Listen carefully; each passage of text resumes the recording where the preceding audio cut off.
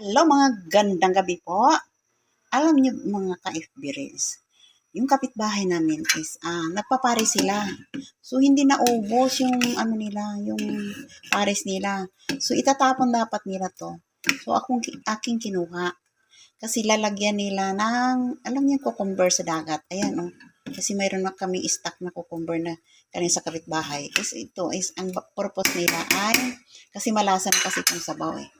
Ang purpose nila dito ay pulutan. Alam niyo na yon, di ba? Ayan, kumulo na.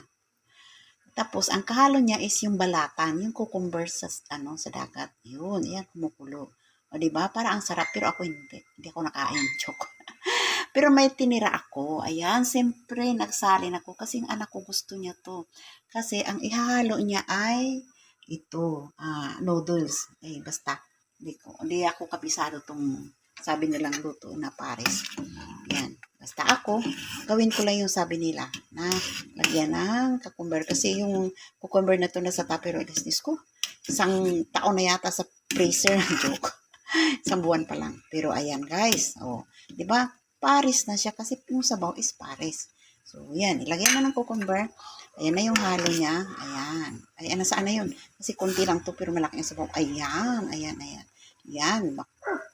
Baka naman. Walang tigil sa kakainom. Bye-bye. Bye-bye!